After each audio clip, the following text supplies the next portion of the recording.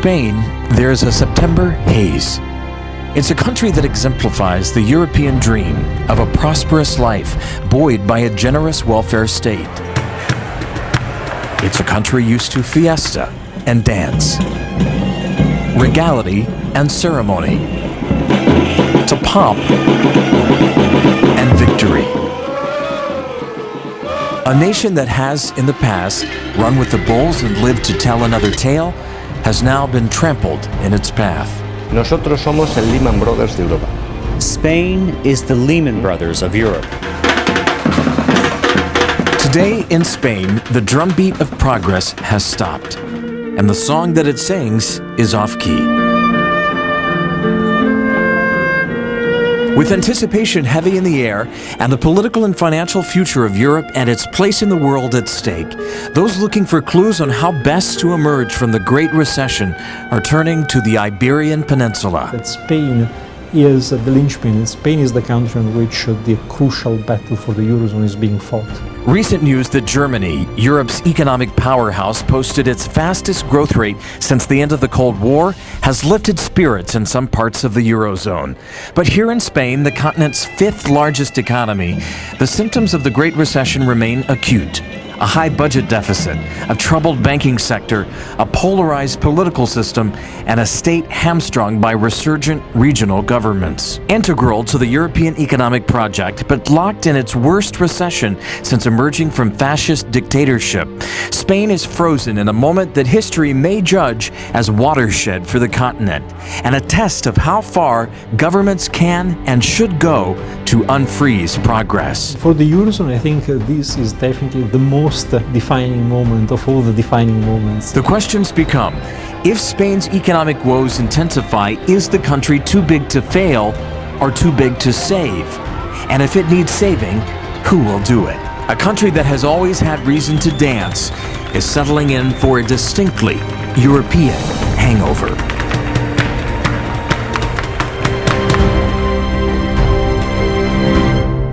Despite Spain's economic anguish, celebrations aren't difficult to find here, increasingly ironic as they are spectacular, as many of the nation's 5 million unemployed, like Elena Ortega, can attest to. I feel frustrated. I feel sad every day. Elena has 2 university degrees, having studied the tourism industry, and speaks 3 languages. She now finds herself applying for reception jobs, only to discover there are thousands of applications for the same low-paying position. As you are searching on internet, you can see the state of your application. So nobody opened my CV. Nobody read it. It's impossible to get a job. Spain's 20% unemployment rate, the highest in the Eurozone, is even worse for young people. Some 40% of them under 25 are not working. I want to go to the beach, but I want to work as well.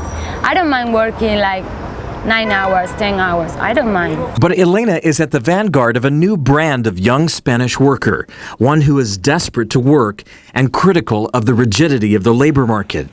Many of the young and unemployed in Spain have been lured by generous unemployment benefits that can last for 2 years, and for many people can be up to 70% of their last full-time job's pay. Others simply opted to rely on parental incomes, which some analysts say reduces the incentives for young people to find work. And in Spain, we have so many problems with. Not many people want to work. Like people work 2 years and then they say, okay, I need a holiday. So please, I want to be fired and get money from the government. That's the big problem in Spain. In Pamplona, northern Spain, the annual San Fermines festival continues to draw young people from across the country to watch the infamous running of the bulls. Although the sangria still flows freely at the fiesta, recession and unemployment are rarely far from people's minds. People end up being comply with the situation or satisfied with having a subsidy from the government because they don't mind being unemployed. They think that that's the general situation for everybody, and that they shouldn't really mind because anyway there's nothing they can do about it. Whereas when you are in America and the United States, if you get unemployed for a month, you start to panic and you really want to find a job fast. Yet the current Spanish government's Minister of Employment thinks young people aren't getting the right kind of education the market demands. A una amplia rotación de entrada y salida del mercado de trabajo. Because there was a high in the market a couple of years ago, younger people actually abandoned their studies to go straight to the markets to start working, meaning now they have unfinished or insufficient education to be able to access a difficult market. Now in Spain, our education is so egalitarian that what people want to be are people working just for the government. Well, people don't want to have to create things. They want a peaceful and nice life. So there's momentum to reform the labor market in Spain, where it's hard to hire people, but also hard to fire people. At this Madrid area unemployment counseling center, the jobless come for help. This man has worked in construction, an industry destroyed by the financial crisis, and has been out of work for 9 months, lives with 9 members of his family in a single home, all of whom have to survive on 1,100 euros a month, most of which comes from his 56-year-old father's pension. It's mostly women in the house. No one is working in this family. Most here are looking to the government to save them. Instead of helping out banks and financial institutions, the government should help out the working class more. Spain is plagued by a dual-system labor market with an overly protected sector where workers are on permanent contracts and a scarcely protected younger sector where temporary short-term contracts are common. All of this is leading many of the country's youngest and brightest elsewhere. Spain has probably the best soccer league. Why is that? Why Spain is so good bringing soccer players and it's so bad, and we export smart people outside. The labor market in Spain is a tragedy in that sense. We are about to lose the very bright and young generation.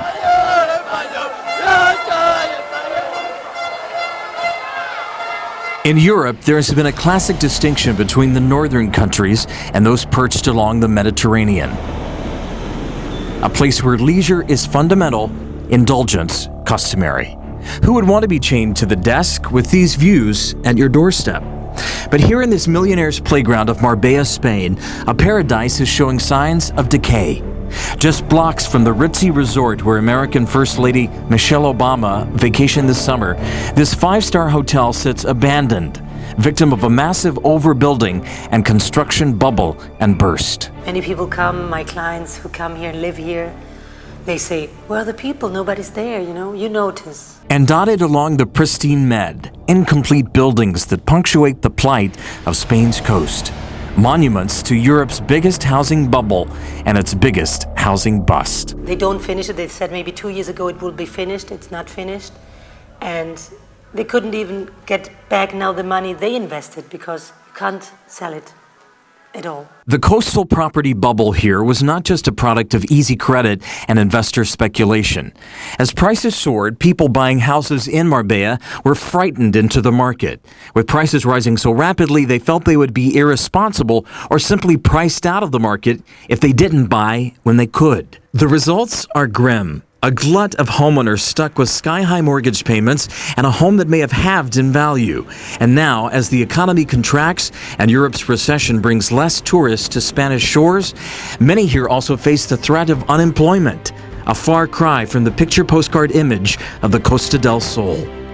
And there's less money in the markets, at least partially because of the way Europe has decided to tackle the financial crisis through a round of austerity measures, which typically take the form of public sector salary cuts and pension freezes, which Spain has also adopted.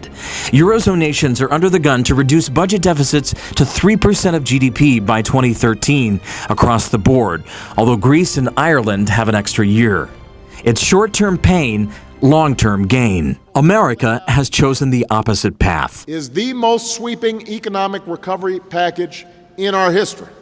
Injecting stimulus funds in an effort to grow the economy back to fiscal balance, short-term gain, and many warn long-term pain. From the Chamber of Commerce. But with austerity, the question becomes how to encourage growth when an economy sputters from cuts. Theories vary in Spain on whether austerity can work. There's proof in history of too big a policy of austerity having very negative results. The Great Crisis of the 30s, for instance, in which Roosevelt had a policy of cutbacks, and this got the world into a global crisis. This is the same thing that's going to happen with Europe. A policy of austerity is completely the wrong policy in this time of the crisis. History has shown us some episodes where countries can implement pretty severe fiscal tightenings and yet their economies can continue to grow. But I think you need a pretty favourable set of circumstances to ensure that that's going to happen. And I think in a lot of Eurozone economies, those circumstances are probably not there. One of those circumstances is political consensus, which Spain does not have. One Spanish deputy and member of the opposition PP party says it is suicidal to inject more money into the Spanish economy. If you are highly in debt, you don't need more debt. As soon as we start showing figures, reducing our public deficit and reducing our public debt, markets will react and will deliver. Jobs will come from private investment. And while there's momentum for austerity now, there's some question as to how long each country in the Eurozone can sustain them. As time wears on and the pain goes on for longer and longer, then there's a greater danger, of course, that people are going to lose faith in these measures and wonder whether they really are necessary. While Spain and indeed Europe debate the role of government and the balancing act of fiscal tightening with growth, on the street level, its people are left to cope with the fiscal experimentation. Here at Cesena, less than an hour's drive outside of Madrid, there is a startling monument to Spain's meteoric ascension and catastrophic housing and construction bust. Buried in the desert not far from the weeds of an abandoned housing project, a colossal housing development sits finished, yet empty, save a few souls. The eerie setting punctuated by the builder's roundabout memorial statue to his parents and a park named for his wife. All of it sits practically untouched. In the rush to build and cash in on Spain's stratospheric housing market and an easy credit market, the developer skipped over permits and rules and now finds himself in a political fight with the town's mayor and with an overbuilt complex that the local infrastructure doesn't seem to support. There's not enough water, for instance. A very few have decided to move in anyway, some in order to sue later, and some to enjoy the peace and quiet. It's the best part of the house. So people who bought flats here, they started thinking that, oof, if these battles never end, we're never going to have what we thought we were going to have. So we're going to have this flat, this huge, big flat, but surrounded by nothing. And it's normal that if you are a developer, if you are a builder, of course, the main aim is to win money. Yeah, so it's not a surreal thing. You want to get money. Most here understand the goal of making money, but don't understand the means which have left them in limbo. Yeah, sure. I'm working to get money, but I can get money killing you,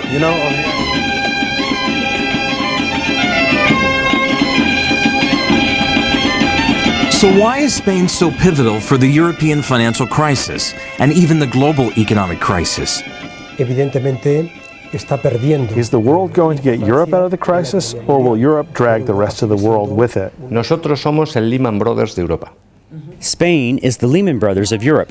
Bankruptcy is unavoidable, more or less. He thinks the rigid nature of Spain's economy, the interconnectedness of the markets, and German banks' exposure to both public and high private debt in Spain all paint a grim picture. Tiene unos mercados rígidos.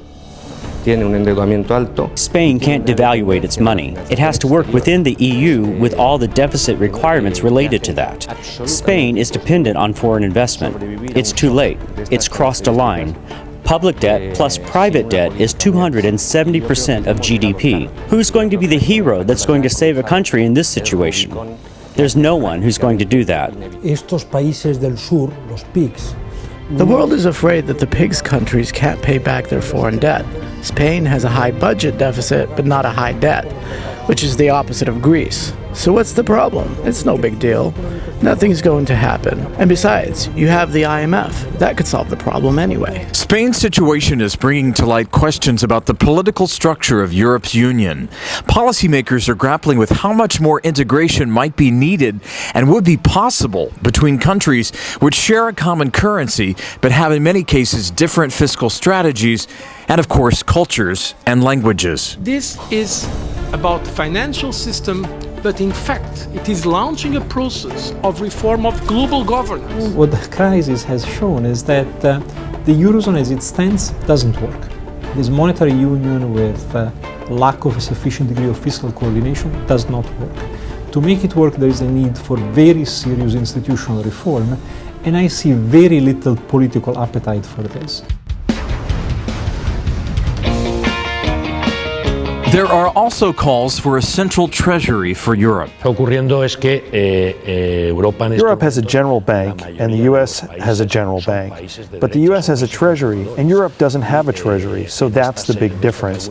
There should be a common treasury. Europe's economic crisis has raised questions not only over the sustainability of Europe's economic model, but of whether the continent can maintain its influence and its citizens can maintain their prosperity in the face of an emergent Asia. We're not going to see Europe taking the lead, taking over from the US as a major engine of growth. Indeed, the European debt crisis is invoking deeper questions on the role of the state. How far should the government go? Consider government versus private financing over the last 10 years in Spain. With more government spending on the rise in the last year or so, what with private spending at a standstill, this Spanish politician thinks the answer to recovery lies in reversing this trend. You don't know where the jobs are. We don't believe, as a political party, in leading the economy from the public sector and saying you have to invest in this sector and this and other. That's something from the past, or for perhaps socialist or very interventionist governments.